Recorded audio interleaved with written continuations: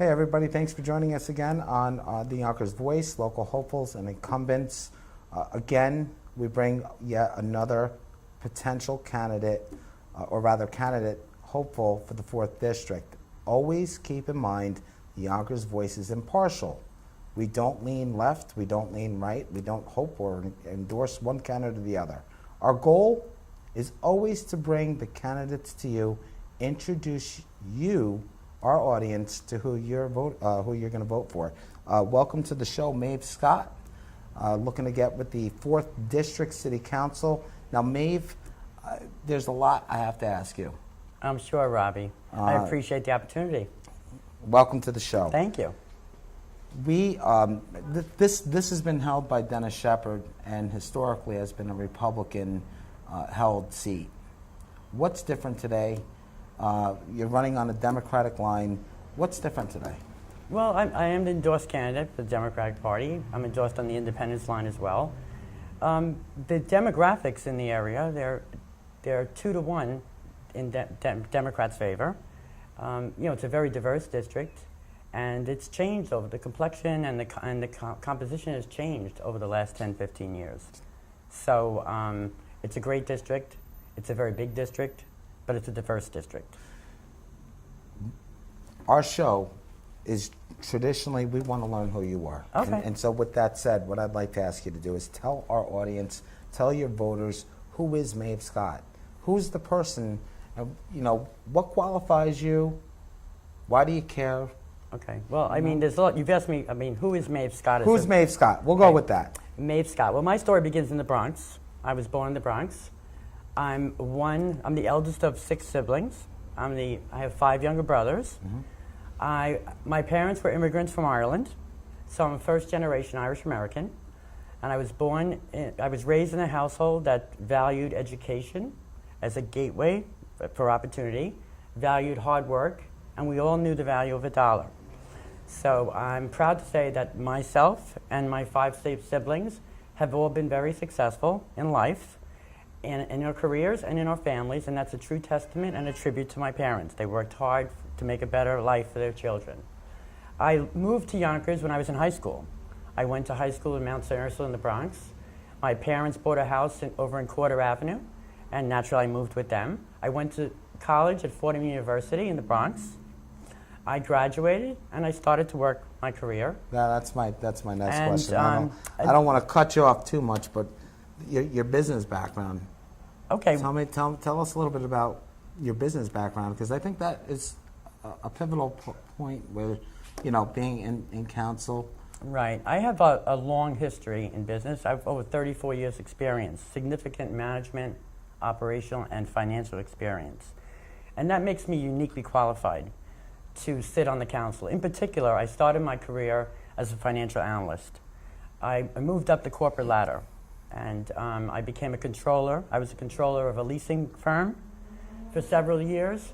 Later on in my career, for over a decade, I was budget director for a Fortune 500 global insurance company. I was responsible for the worldwide budget process, which covered 130 countries and jurisdictions. I was responsible for a budget that ranged from $80 billion to $110 billion in revenue. By comparison, Yonkers' revenue budget is $1 billion. So I'm uniquely qualified and skilled at the financial analytics and analysis that's required to oversee a city budget. Okay, so we have a Fordham background. Right. A financial analyst background. Controller. It leads me to my next question.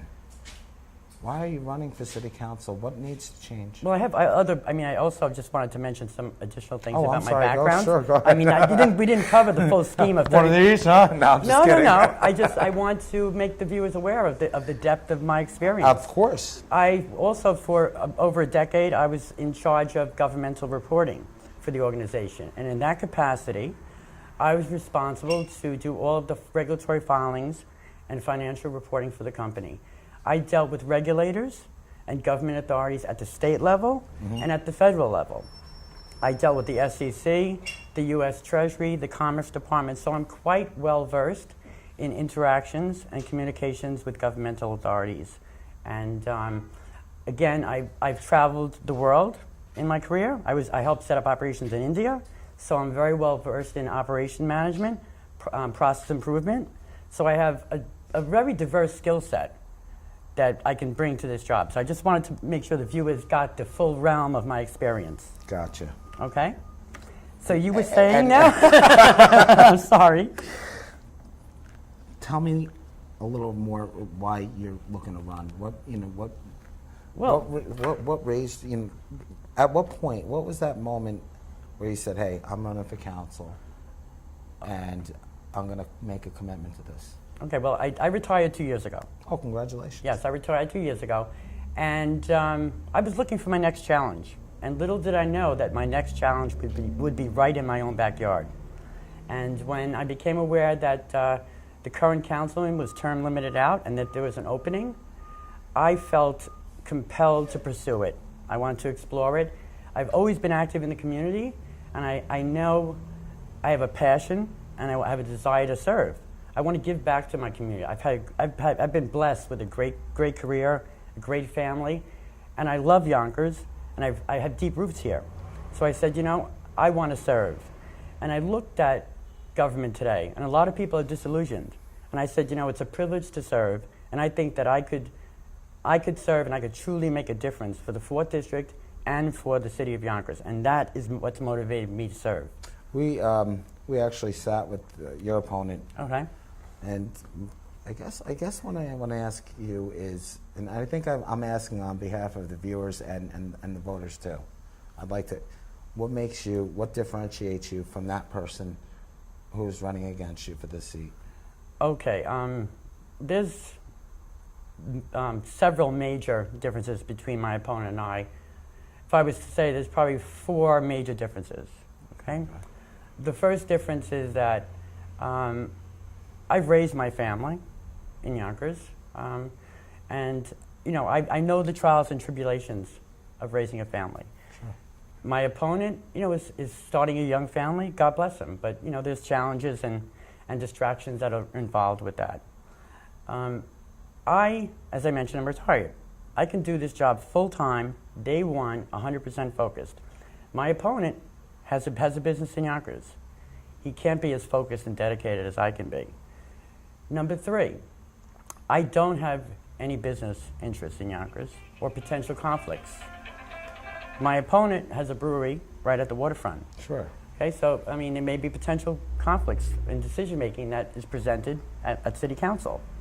Number 4, my experience and my leadership set me apart. I am uniquely qualified for this job, and my experience and my track record, my proven track record, set me clearly apart from anyone else that is running for City Council or anyone else that is on City Council. So I believe that I am the strongest person for the job. In terms of, and also the last difference is, I'm new to politics. I'm not a career politician. I didn't run 8 years ago and are recycled at this time. I'm a person that has decided it's the time to serve, and I have the passion to serve, and I want to serve. So those are the main differences. Maeve, let's say election day is tomorrow. You find out you're elected office. What are the first 4 most imperative projects you tackle? Okay. Well, the first thing is going to be the budget. Okay. Every year, the city has an annual budget crisis. I would look to bring my budgetary and financial management skills to the council and to the city to improve the process so that we don't have a budget crisis. I would look for more frequent budget monitoring, actual versus budget quarterly reporting. That's done in corporate America, and it's truly something that can translate to government. I would look to, we have an annual budget process. Does Yonkers have a 5-year vision, a strategic plan? If we do, maybe it's time to revisit it. So, on the budget cycle, the budget process, that's what I would look for.